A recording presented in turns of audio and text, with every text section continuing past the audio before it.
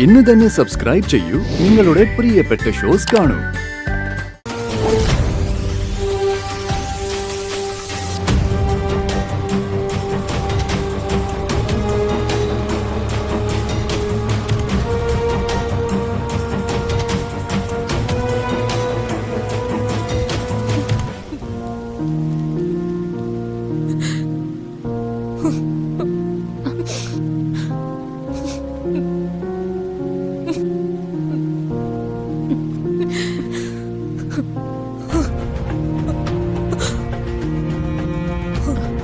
ശ്യാമ, നേരെ ഒരുപാടായി.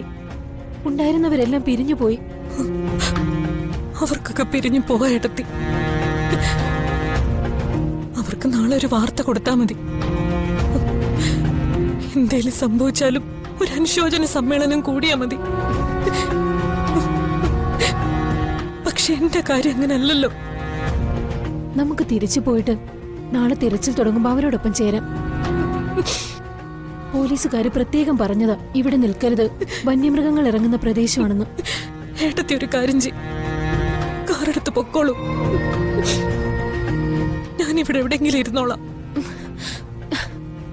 ശ്യാമ ഇവിടെ തനിച്ച് വിട്ടിട്ട് ഞാൻ പോവാനോ? അത് വേണ്ട. ഏട്ടത്തി പൊക്കോളൂ. ഞാനൊരു കാര്യം തീരുമാനിച്ചിട്ടുണ്ട്.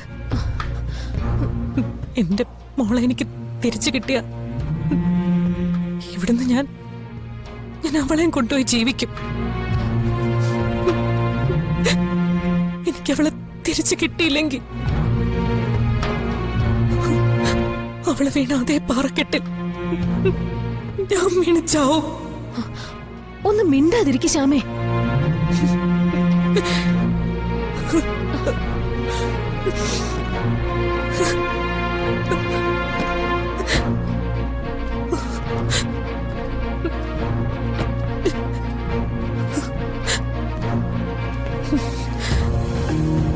ഇതെന്റെ തീരുമാനം ഏട്ടത്തി.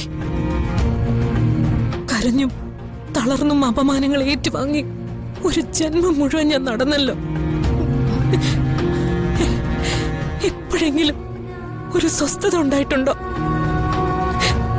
ഒരു രാത്രി പോലും നല്ല രീതിയിലൊന്ന് ഉറങ്ങിയിട്ടുണ്ടോ? എന്റെ മോളെ തിരിച്ചു കിട്ടിയപ്പോ അതെല്ലാം എനിക്ക് കിട്ടുന്ന ഞാൻ കരുതിയ.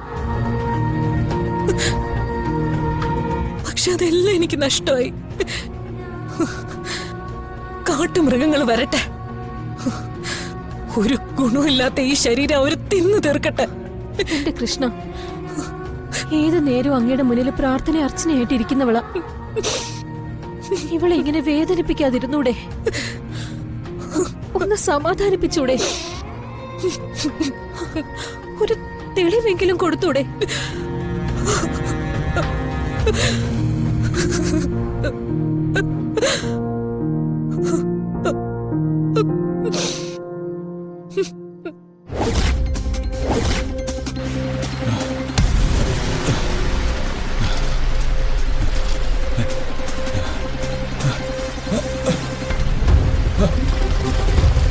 രാധിക,